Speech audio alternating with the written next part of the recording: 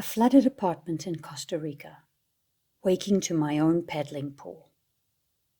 The hole is what I called it, and it was a hole. To call it an apartment was a bit of a stretch. I guess that's what you get living in the ghetto.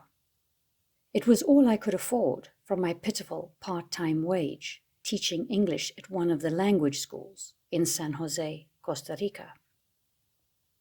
It was a room on the second floor of a rundown building, very small, with flimsy plasterboard cordoning off a small rectangular bathroom in the corner. It was filthy, had no stove or cooking apparatus of any kind, an outdoor sink installed as an indoor one, and barely enough room to fit much of anything.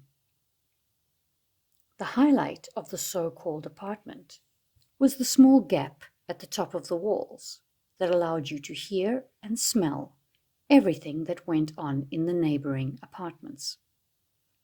The woman who lived to my left got up every morning at 4 a.m. to cook breakfast, sometimes turning on what I can only assume was a washing machine. I couldn't imagine where she found space for it. Despite trying to dress it up as much as I could by adding a few splashes of color, my additions were relatively futile in making me feel okay about living there. How does an apartment on the second floor get flooded, you ask? Well, I'll tell you. Costa Rica has 2 seasons, the wet season and the dry season. In the wet season, it rains every day. In the dry season, you barely see a drop of rain, and each season lasts about 6 months.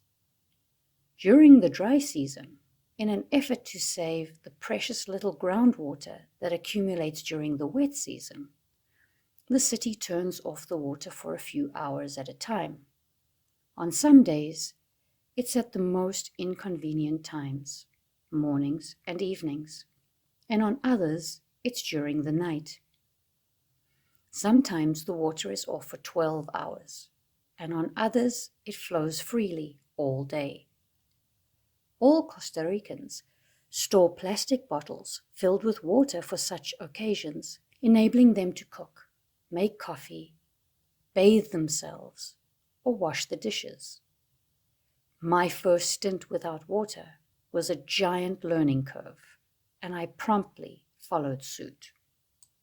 Due to the paper-thin walls of the apartment, I slept with earplugs in on most nights, pulling them out of my increasingly tender ear canals every morning. That night was one such night, as the steady sound of water drove me crazy. For heaven's sake, can't you run your washer at a decent hour? I thought angrily as I jammed the earplugs into my ears and lay back down on the piece of foam that passed itself off as a mattress on my single bed.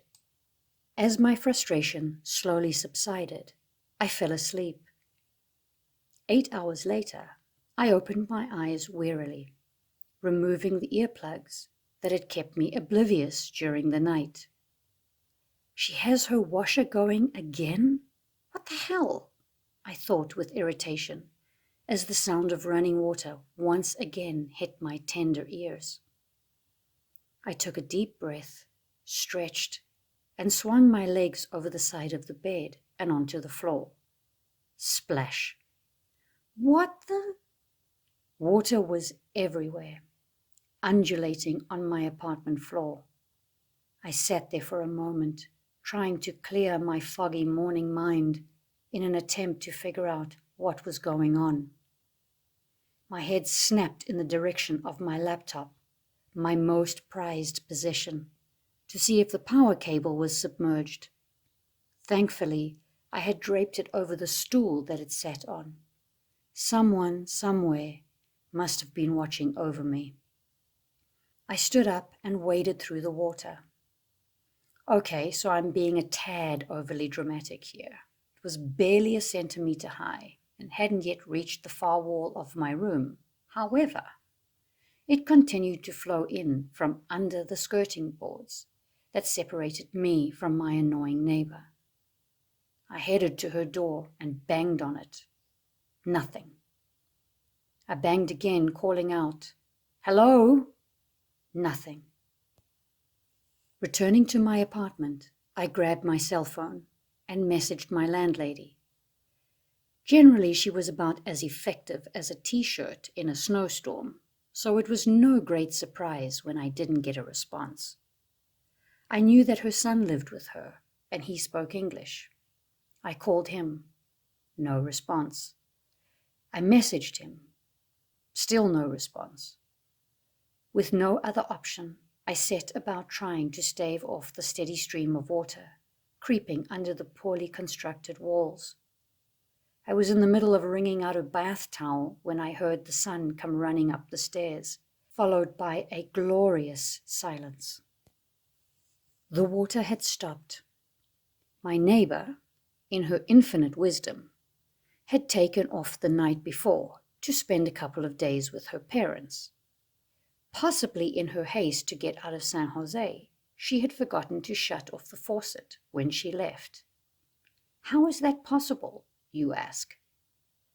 The water had been off when she headed out the door, and some people turn on a faucet so they can be alerted when the water comes back on.